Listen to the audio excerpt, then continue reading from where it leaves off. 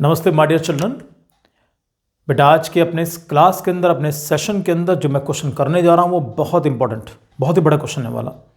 छोटा सा क्वेश्चन है लेकिन बच्चे अक्सर उसके डायग्राम बनाने में बड़े कंफ्यूज होते हैं। तो वो जो क्वेश्चन आपके लिए करूंगा that is question number 12 exercise 9.1। So welcome to my class प्यारे बच्चों। क्वेश्चन शुरू करते हैं हम लोग और एक बार क्वेश्चन को बहुत ध्यान से पढ़ेंगे हम लोग। इस क्वेश्चन के अंदर एंगल ऑफ एलिवेशन और एंगल ऑफ डिप्रेशन दोनों शामिल है इसमें। क्वेश्चन इज गिवन कि from the top of a 7 meters high building the angle of, एक 7 मीटर ऊंची बिल्डिंग है। अब उसमें what is from the top, यानी उस बिल्डिंग के टॉप से क्या चीज देख रहा हूं मैं, the angle of elevation of the top of a cable tower है 60 डिग्री, यानी कि उस बिल्डिंग के टॉप से मैं कहीं ऊपर देख के चल रहा हूं और सामने मेरे केबल टावर है। उस केबल टावर के टॉप का angle of elevation 60 degree and the angle of depression of its foot is 45 degree. अब जब मैं वहीं से नीचे की तरफ देख के चलता हूं तो जो उसके फुट दिखाई देते हैं, फुट का मतलब पैर नहीं है, मतलब उस बिल्डिंग का बेस, टावर का बेस, तो दैट इज 45 डिग्री। तो determine the height of the tower, हमें टावर की ऊंचाई निकाल ली है। आओ मैदान में बच्चों, पहले तो बनाएंगे डायग्राम लोग। अब डायग्राम मिल लीजिए। सबसे पहले तो सर पहले बनाओ बेस, सब काम बाद में करेंगे, पहले बेस बनेगा। ये लो जी बच्चों, अब इस बेस पर सबसे पहले बनाइए आप, क्या बनाएंगे हम लोग, पहले 7 मीटर ऊंची बिल्डिंग बनेगी। ये बिल्डिंग 7 मीटर ऊंची। अब इस बिल्डिंग के टॉप से, यानी कि ये वाला पॉइंट ध्यान देना सब बच्चे, पहले मार्क करूं, this is the top of the building, जहां पर मैं खड़ा हुआ हूं इस वाले पॉइंट के ऊपर, ये बिल्डिंग का बेस, मैं यहां से सामने देख के चल रहा हूं मैं, इसके ठीक सामने केबल टावर बनेगा। ये लो जी, टावर बनाओ पहले, ये लीजिए। इसकी भी नेमिंग कर लेते हैं, इसको सी मान लेते हैं, इसको हम डी मान लेते हैं बेटा। ये लीजिए। अब क्या हुआ जी, मैंने यहां से देखा इस टावर के टॉप को, तो एंगल ऑफ एलिवेशन बना 60 डिग्री बच्चों। जब एंगल ऑफ एलिवेशन बनेगा तो यहां से आप एक हॉरिजॉन्टल लाइन जरूर बनाएंगे सर। ये लीजिए, नेमिंग जैसे मन करे, नाम बाद में डाल लें, कोई दिक्कत नहीं है। तो एंगल ऑफ एलिवेशन कितना degree, 60 degree. And the angle of depression of its foot, यानी केबल टावर का फुट कौन सा पॉइंट, सी पॉइंट, इस पॉइंट का एंगल ऑफ डिप्रेशन कहां से, मैं तो यहां पर बैठा हुआ हूं और मैं यहां से पहले टॉप को देख रहा हूं, अब मैं इसको नीचे की तरफ देख के चल रहा हूं। तो बच्चों अब इसका जो एंगल ऑफ डिप्रेशन बनेगा वो बनेगा 45 डिग्री, मात्र 45 डिग्री। चलिए अब मैं एंगल मार्क करता हूं। दिस एंगल इज कितना डिग्री, 60 डिग्री। डायग्राम पर दम लगा देना अच्छे तरीके से। Angle of depression 45 degree. Angle between horizontal line and the line of site, अगर ऊपर देख रहे हैं angle of elevation, angle between horizontal line and line of site, angle of depression. कई बार बच्चे एंगल ऑफ डिप्रेशन यहां बना लेते हैं, यहां नहीं बच्चों, हॉरिजॉन्टल लाइन ऑफ साइट के बीच में, ये हमेशा ध्यान रख के चलना। इस पॉइंट का नाम मार्क करो ई बच्चों। आप एक बात देख रहे हो, A B C E is a rectangle और in rectangle opposite sides are equal. तो इसकी जो हाइट है वो 7 मीटर की ऊंची बिल्डिंग है ये वाली। अगर ये 7 मीटर है तो ये भी तो 7 मीटर होगा। फाइन, अब एक काम करते हैं, जो बेस है बीसी में, बीसी को एक्स मान लेता हूं, ये लीजिए। और अगर मैंने इस बेस बीसी को मैंने एक्स माना तो बच्चों ए भी तो एक्स हो जाएगा। बोलो यस और नो, ये बन गया एक्स। हमें तो पूरे टावर की ऊंचाई निकालनी, तो काम करते हैं इसको हम एच मान लेते हैं जी। ये लीजिए सर, आप तुम्हारे लिए वर्किंग करना, मेरे को बच्चों वाला खेल है। जो तुम्हारा मन करे पहले वो ट्रायंगल ले लो। अगर तुम्हें लग रहा है हम ट्रायंगल के सब, पहली वीडियो में आपने कहा सर पहले वो ट्रायंगल लेकर चलना जिसके अंदर दोनों वैल्यूज अननोन है, बिल्कुल ठीक बात है, आप चाहो तो इसको भी ले सकते हो।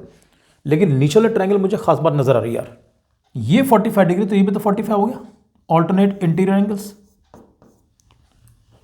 इस वाले ट्रायंगल में एक बात ध्यान दो, पूरा परपेंडिकुलर पता है मुझे, और जब पूरा परपेंडिकुलर मालूम है तो can you find out base easily. बिल्कुल, जैसे ये बेस निकला मुझे ये मिल जाएगा और ये मुझे मिला तो मुझे ये मिल जाएगा। सिंपल वे, आ जाओ। लीजिए सर हम स्टार्टिंग करते हैं इसके हम लोग। तो पहले मैं ट्रायंगल लेके चलूंगा बेटा, इन ट्रायंगल ए बी सी लो पहले।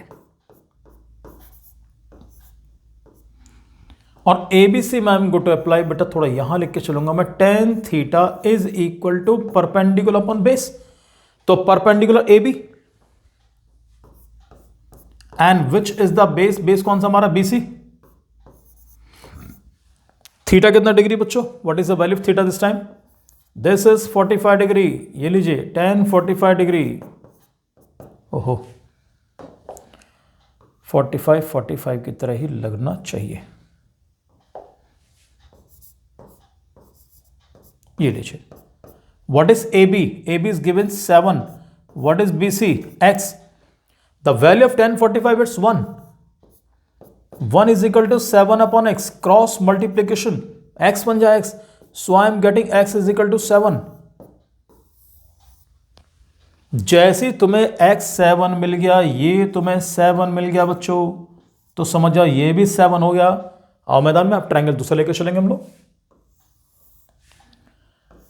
अब लेके चलते हैं इन ट्रायंगल ADE लेके चलते हैं हम लोग, ADE या AED, it makes no difference, कोई भी ट्रायंगल कुछ भी नाम रख दो।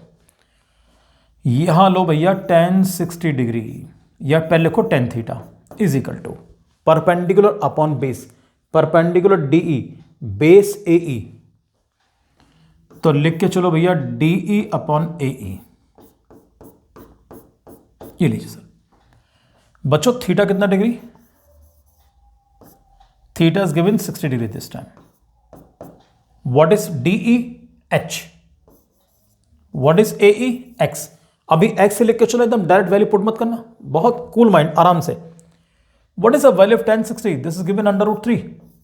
यहां पर बच्चे बड़ी गलती करते हैं, tan 60 के प्लेस पर tan 30 की वैल्यू, tan 30 प्लेस पर tan 60 वैल्यू। गलती हालांकि कोई भी कर सकता है, मैं भी कर सकता हूं यार, ऐसा कुछ नहीं है। लो जी H अपॉन X, बच्चों क्रॉस मल्टीप्लाई पहले, so I am getting H is equal to, मुझे मिल गया X √3, या आप ऐसे लिख सकते हो, X की मल्टीप्लाई इसमें करी तो X √3 is equal to H, कोई डिफिकल्टी नहीं है। अब बताओ what is the value of X, X की वैल्यू कितनी निकाल रखी है 7, तो बच्चों H इज इक्वल टू मुझे मिल गया 7 √3।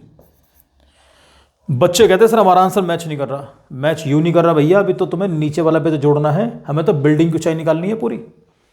तो जब total height of the building निकालोगे, हमें तो बिल्डिंग की हाइट निकालनी है, so therefore the required height,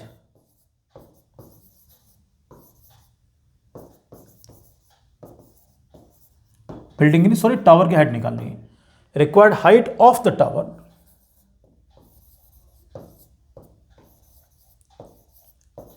is equal to, क्या करेंगे हम लोग, DE प्लस EC,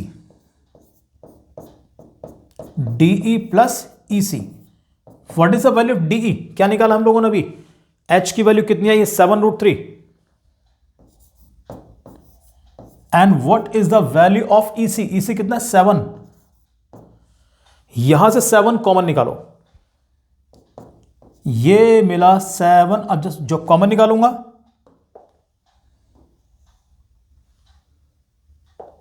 तो अंदर बचेगा √3 + 1 बेटा, दिस इज योर आंसर। और क्वेश्चन के अंदर अगर √3 की वैल्यू दे तो √3 की वैल्यू कॉमन निकालने के बाद बिल्कुल आखिरी स्टेप में पुट करोगे, √3 की वैल्यू बिल्कुल स्टार्टिंग पुट नहीं करनी, समझिए सारे बच्चे। तो this is your final answer.